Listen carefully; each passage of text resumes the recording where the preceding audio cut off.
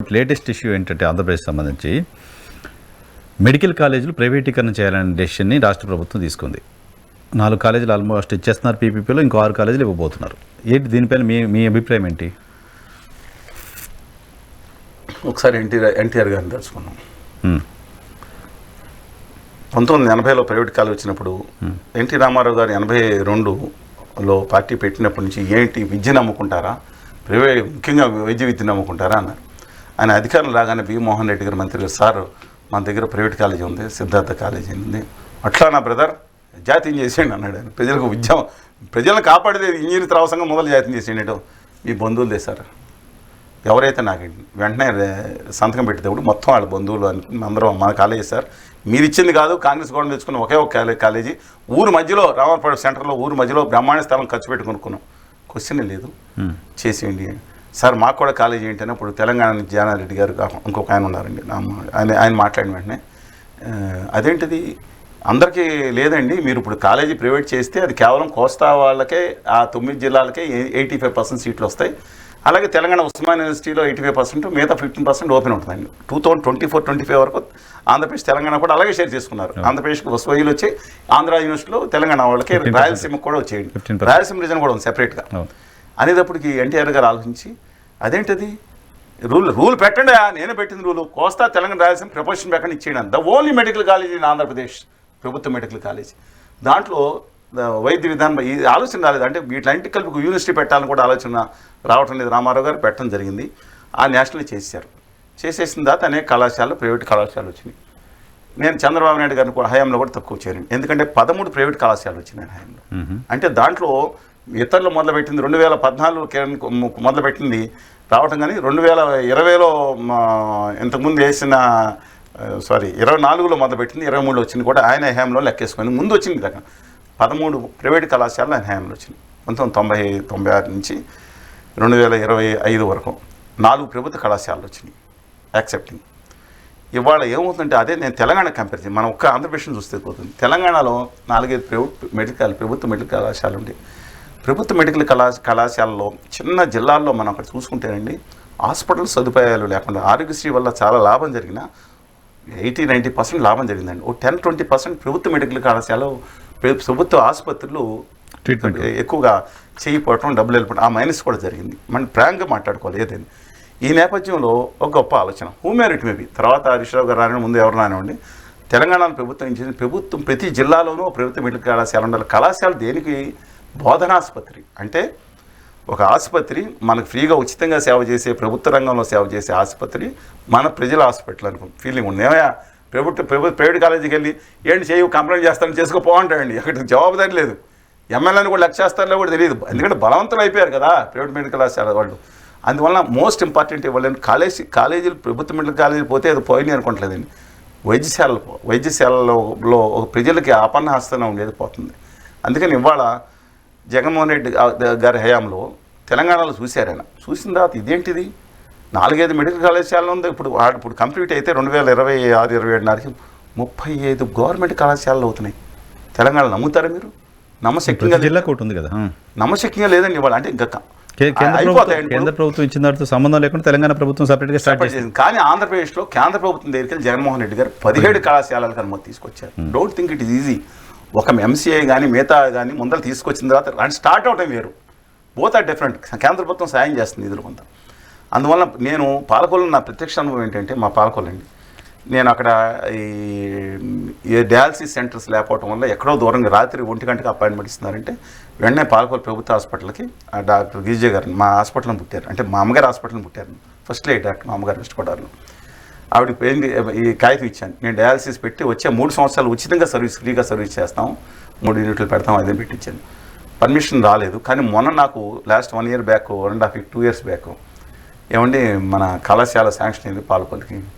ఎక్కడన్నా శివదయం Chikkala dialysis centre కావాలంటే టెంపరీగా పెట్టుకోవచ్చు, మీకు అనుమతి ఇవ్వలేదు. అంత వాటర్ ప్లాంట్స్ పెట్టినంటే పెట్టాను. వాటర్ ప్లాంట్స్, హాట్ వాటర్ అన్నీ 2 హాస్పిటల్లో నేను డొనేట్ చేశాను. అది వేరే సంగతి. ఏంటనగానే చిక్కాలో ల్యాండ్ కొనడం జరిగింది. చాలా కాస్ట్లీ ల్యాండ్ అండి, భూమి చదును చేయటం అయింది. బిల్డింగ్ మొన్న ఫౌండేషన్స్ వరకు ఇవాళ చూపిస్తున్నారు కదా ఫౌండేషన్. నేను ఒక రోజులో అవుతుందని అంటలేదు. ఇవాళ 17 కళాశాలలో 4 దాదాపుగా 70-80% పూర్తయిన 5వ కళాశాల కూడా మనకు పూర్తి. అంటే 5 కళాశాలలో వాళ్ళు ఆల్రెడీ అడ్మిషన్స్ మొదలైనవి. నాకు తెలిసిన వాళ్ళ పిల్లలు కూడా అడ్మిషన్ చూస్తున్నారు.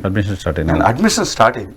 లేకునాస్ ఉన్నాయి. ఐఎమ్ నాట్ ఇంకా చేయాల్సిన ఒకేసారి అవ్వదు. ఇలాంటి విషయంలో ఈ సమయంలో వాళ్ళ ఆ రోజు జగన్మోహన్ రెడ్డి గారు చేసిందని కొంతమంది విమర్శించింది ఏంటంటే అందులో కూడా 50% పేమెంట్ సీట్ సెల్ఫ్ సఫిషియెంట్గా అది ఉండాలనే ఉద్దేశంతో గమనించారు. రిజర్వేషన్ పోతాను. కానీ నేను అడుగుతా ఉన్నాను, అసలు కాలేజీలు లేని దానికంటే వాళ్ళు నా మీద కొంతమంది, ఎందుకంటే ఐఎమ్ ప్రో రిజర్వేషన్స్ అంటే కొన్ని విషయాల్లో అంటే ఒక అటైన్ స్టేజ్కి వచ్చేంత ఖచ్చితంగా ఉండాలని కోరుకునేవాడిని. కానీ వాళ్ళు చెప్తున్నాను ఆ రోజు చాలా గట్టిగా విమర్శించారు. ఇవాళ డెఫినెట్గా కాలేజీ సర్వైవ్ అవ్వడానికి కొంతవరకు ఉండాలి, ప్రభుత్వ రంగంలో ఉండాలి. ఎందుకంటే ప్రభుత్వ రంగంలో దీంట్లో కాకపోయినా డాక్టర్స్ అట్లా ఇంటికి కూడా ఉంటుంది కదండి. అందువల్ల ఇవాళ చేసింది ఏంటంటే it may take some time. అప్పుడు జగన్మోహన్ రెడ్డి గారి హయాంలో కూడా కొంత ఫైనాన్షియల్గా లాస్ట్లో ఇబ్బంది అయ్యింది. యాక్చువల్గా ఇంకా ఎక్కువ కాన్సన్ట్రేట్ ఇంకో 2,000 కోట్లు పెడితే కొన్ని కాలేజీలు అయిపోయి డెఫినెట్గా లేకుండా జరిగింది. డైవర్షన్ పాలిటిక్స్ కానీ లేదంటే దానికోసం ఓట్ల కోసం కానీ వెళ్ళే దాంట్లో ఇవాళ ఈ ప్రభుత్వం వచ్చింది. ఆ రోజు విమర్శించారు, అమ్ముకుంటారని ఇవాళ ఈ కూటమి నేతలు కూడా విమర్శించారు. ఇవాళ నేను అనుకున్నాను ప్రభుత్వ మెడికల్ శాలలో అమ్మకం కూడా తీసేస్తారనుకున్నాను. ఇవాళ రివర్స్లో ఇవాళ పాత ఫోటోలు చూపిస్తున్నారు. ఇప్పుడు అమరావతి ఐకానిక్ టవర్స్ చూపిస్తే వాళ్ళు వేసుకుంటే ఇదిగో సగం పూర్తయింది లేకపోతే ఫౌండేషన్స్ పూర్తి ఒక ఫ్లోర్ అయింది నీళ్ళు చూపించుకుంటే అసలు దేనికి పాయింట్ ఏంటంటే ప్రైవేటీకరణ చేయాలా వద్దా? ఖచ్చితంగా ఈ 17 ప్రభుత్వ కళాశాల ప్రైవేటీకరణ చేయాల్సిన అవసరం లేదు.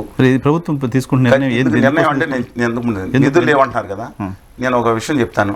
లులు మాల్ అని తెలిసి అద్భుతమైన మాల్ ఉందండి మీకు హైదరాబాద్. దాని మీద 50,000 మంది ఉద్యోగులు పనిచేస్తున్నారని మీరు చెప్పింది వేరే వాళ్ళు మాట్లాడుతున్నా చెప్తున్నానండి. నా భాషను కాదు అది. మాల్లో 50,000 ఉద్యోగాల అవకాశాలు వస్తాయని కాదండి, అద్భుతంగా తీసుకొస్తున్నారని. మీరు అందులో మహిళలు మాత్రం స్థానికులు పెట్టుకుంటారంటే కుర్రాళ్ళు మాత్రం కేరళ నుంచి లేదా ఇంకో దగ్గర నుంచి తెచ్చుకుంటారని బాగా అపవాదం ఉంది. అపవాదం ఆరోపణ నిజమో మీరు ఒకసారి రివ్యూ చేసుకోండి. ఇవాళ ఆయన గురించి కాలు పట్టుకుంటాం ఏంటి? విశాఖపట్నంలో మొత్తం విభాజిత ఆంధ్రప్రదేశ్ హైదరాబాద్ అనుకోండి, Jubilee check post, Gachibowli junction the most costliest junction పేరండి. ఆంధ్రప్రదేశ్లో ద బెస్ట్ ఏంటంటే రామకృష్ణ బీచ్ పక్కన స్థలం ఉంది. దాన్ని ఆల్రెడీ టూరిజంకి ఇచ్చారు, ఆక్షన్ వేసుకోవచ్చు. దాన్ని జీవో ఇచ్చి దాన్ని వెనక్కి తీసుకొచ్చి లులు మాల్ ఏం అనకూడదు అని ఏం చేస్తాడండి అతను? సినిమా హాల్ కడతాడు. వీళ్ళకి ఉందో లేదో ఈ దేశంలోనే మన ఇండియాలో చెప్తున్నా, ఇండియాలోనే అత్యధిక సినిమా హాల్స్ ఉండే స్టేట్ ఆంధ్రప్రదేశ్. మనకి మీరు ఆ ట్రెండ్ సెట్ చూడండి, ఆయన కట్టినాడు ఫారినాడు కట్టాడు. ఎన్ని కట్టారండి, ఎన్ని మాల్స్ కట్టారు?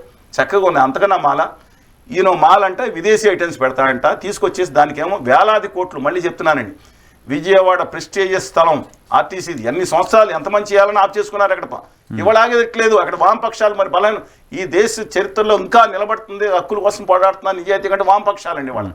ఎస్ వాట్ ఎట్ మేబీ ఇంతకుముందు శక్తి ఉండేది, ఇవాళ ఆ శక్తి సన్నగలపం చేశారు మిగతా వాళ్ళందరూ. ఇవాళ విజయవాడలో ఎదురు లేకుండా ఆ ఆర్టీసీ ఒకప్పుడు బస్ స్టాండ్ అండి సరిగ్గా సెంట్రల్, దాన్ని రామకృష్ణ బీచ్లో దాన్ని ఆక్షన్ వేస్తే కొన్ని వేల కోట్లు వస్తుందండి. దాన్ని పెట్టుకుంటే ఒక 3, 4, 5 మెడికల్ కళాశాలలు కంప్లీట్ అవుతాయి కదండి. ఇవాళ నిజంగా నాకు ఎంత ఇది ఉందంటే దానివల్ల తెలంగాణ ప్రభుత్వం మంచి పని చేసింది. దానికి ఏదో లూలుకి తెలంగాణలో ఉన్న ఫుడ్ ప్రాసెస్ చేసి దాన్ని కూడా మార్కెట్ పెట్టేటట్టు అగ్రిమెంట్ చేసుకున్నారు. ఆంధ్రప్రదేశ్లో ఏమైందండి? తెలంగాణ ప్రభుత్వం ల్యాండ్ ఏమి ఇవ్వాలి, పార్ట్ దానికి ల్యాండ్ ఇంకో కాంటెంపరేట్ చేసి ఇస్తానని కూడా దానికి ఇప్పుడు మంజీరామాల్లో పెట్టుకున్నారు. అదనంగా ఇస్తానికి ఇప్పుడు ఎర్రమంజిమాల్లో కూడా పెడుతున్నారు. అదనంగా ఇవ్వడానికి ప్రభుత్వం ఫైల్ పెట్టి సబ్జెక్ట్ కండిషన్ ఇస్తారండి. ఇచ్చిన దాంట్లో ఇక్కడ ప్రాసెస్ చేసి తెలంగాణ ప్రొడక్ట్స్ కూడా దాంట్లో పెట్టి మార్కెట్ చేయాలి అంతర్జాతీయంగానే కండిషన్ పెట్టారు. అట్లీస్ట్ పాజిటివ్ కండిషన్ అండి. ఇక్కడ అది ఏమీ లేకుండా తీసుకెళ్ళి నేను ఎందుకు కంపేర్ చేశాను రెండింటిని అంటే డబ్బులు లేవన్నప్పుడు దానికి ఆక్షన్ చేసిన డబ్బులు దీంట్లో పెట్టవచ్చు కదండి. ఇంకా చాలా సేవ్ చేసుకోవచ్చు కదా. అందుకని వైద్య విద్యుత్ నాకు అనుబంధం ఉంది. నేను చెప్తున్నానండి, మా మదర్ కానీ ఎవరు మా అమ్మమ్మ గారు డిఎంహెచ్ చేశారు. ఇవాళ కనీసం ఏం చెప్తారు ఆంధ్రప్రదేశ్ రాష్ట్ర ప్రభుత్వానికి ఒక మాట చెప్పండి శ్రీనివాస్ గారు, ఈ అంశానికి సంబంధించి అంటే ఏం చెప్తారు? ఖచ్చితంగా దీన్ని తక్షణమే విరమించుకోండి. ఇవాళ ఓకే జగన్మోహన్ రెడ్డి గారు మిగతా కళాశాలలో ఉన్న 10 కళాశాల పులివెందులు ఒకటి 77%, మిగతా 10 ఆయన ప్రాంతం కంటే ఎక్కువ చూపించుకోవచ్చు. మీరు మిగతా ప్రాంతాలు కూడా డెవలప్ చేయండి, మిగతా ప్రాంతాల్లో కూడా తొందరగా పెట్టండి. ఎస్ నేను చెప్తున్నాను, మీరు వైద్య విద్యకి అందుబాటులో లేరు అంతమంది ఎవరు బోధనా సిబ్బంది అంటున్నారు. ప్రైవేట్ వాళ్ళకి ఎందుకు అందుబాటులో ఉంటారండి? వాళ్ళేమైనా అంగారగ్రహం తీసుకొస్తారు వాళ్ళు. వాళ్ళు ప్రైవేటు, నేను మళ్ళీ చెప్తున్నాను, మీరు ఈ 17 కళాశాలలు పూర్తి చేసి మీరు ప్రైవేట్కి అనుమతి ఇచ్చుకుంటే ఇచ్చుకోండి. ఇవాళ ల్యాండ్ బిల్డింగ్ అన్నీ తీసుకుని అనుమతులు తీసుకొచ్చి ఇంత కష్టాలు పడి తీసుకొచ్చి ఎంసీఏని తర్వాత ఇప్పుడు మార్చారులేండి వేరే కమిటీ అన్నీ తీసుకొచ్చి దాని ఫౌండేషన్స్ వేసి ఇప్పుడు ఒక జరుగుతున్న సందర్భంలో ఇది మాత్రం మంచిది కాదు. డెఫినెట్గా పద్ధతి వెంటనే మార్చుకోవాలని చెప్పుకోతాను.